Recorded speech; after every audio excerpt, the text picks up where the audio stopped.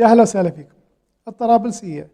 الطرابلسية من اللعبات الصعبة، ما شفت أحد ياخذها لا بالبطولات ولا باللعب الودي، ولا سمعت أحد قال أنا أخذت لعبة طرابلسية.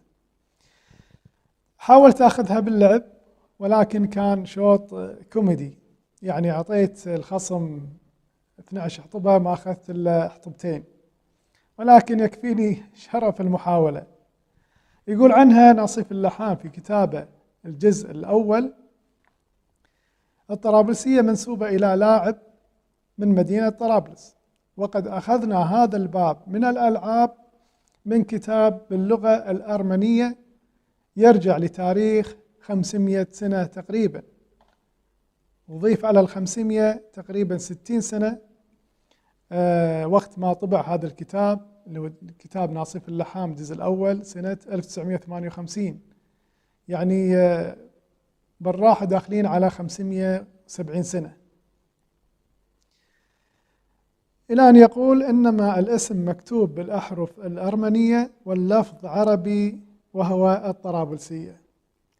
يعني لعبة طرابلسية معقدة صار لها تقريبا 600 سنة، إذن دامت الست كم عمرها؟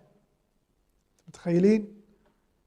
يعني أنا أتوقع دقيانوس كان ياخذ دامة عشراوي ويشوفها لمح. شوفوا معاي لعبة الطرابلسية. لعبة طرابلسية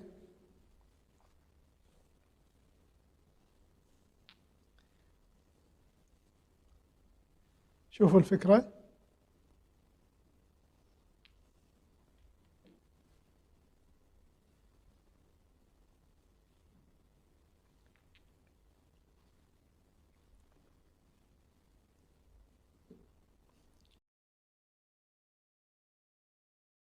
الطرابلسية انك توصل حجر الخصم في الصفوف الخلفية عندك، وتكون دامة الخصم أيضا متلاصقة مع حجر الخصم. هذه فكرة الطرابلسية.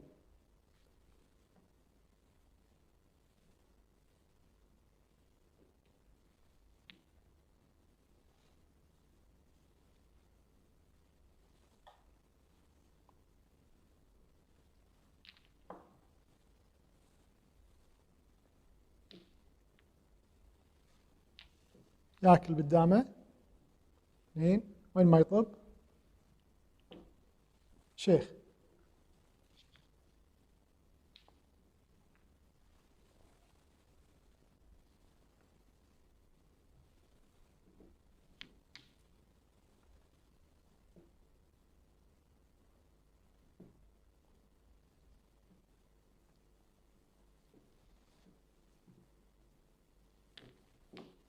طرابلسية لسامي طوقان.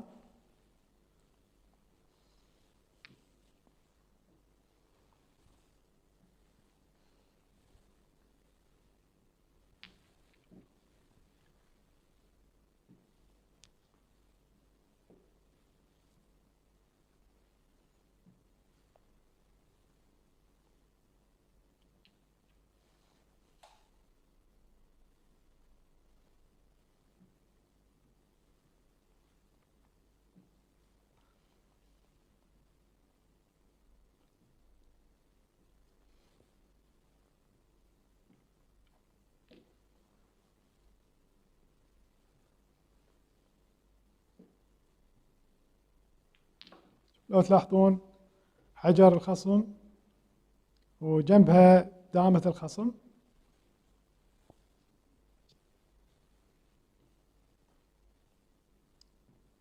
هذا اللي يميز لعبة الطرابلسية.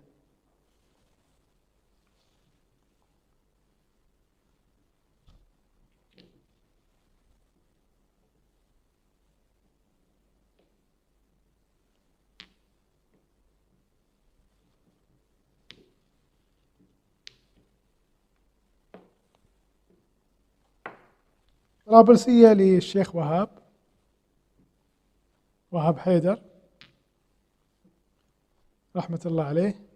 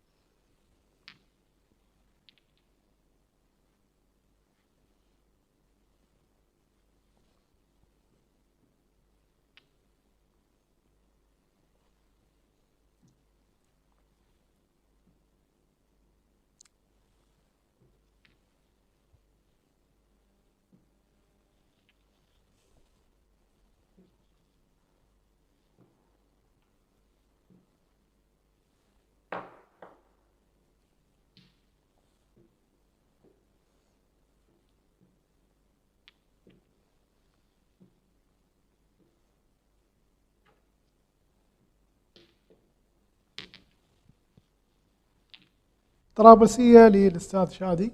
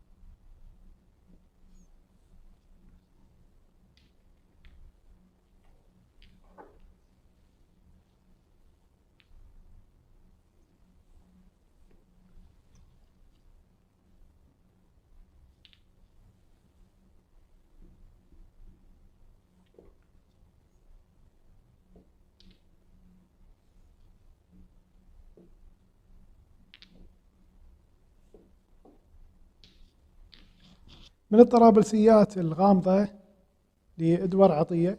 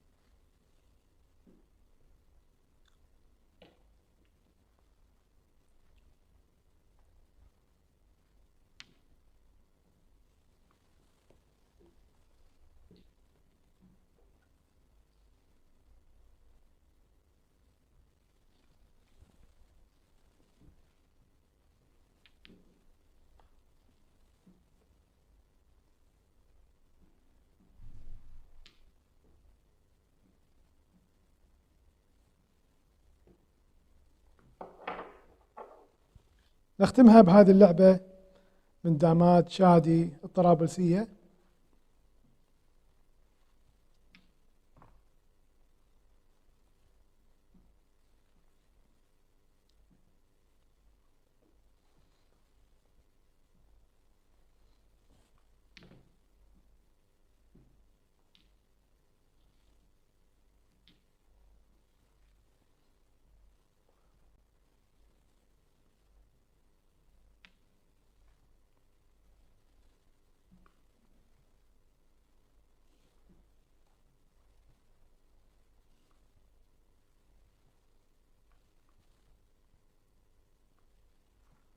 شوفوا شنو راح يصير الحين.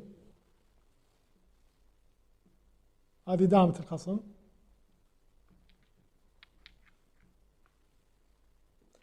سامعين عن الخيال العلمي؟ هذا هو.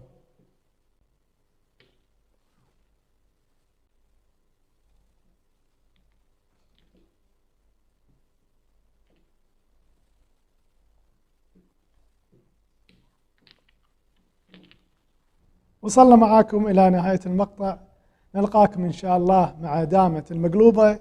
مع السلامة.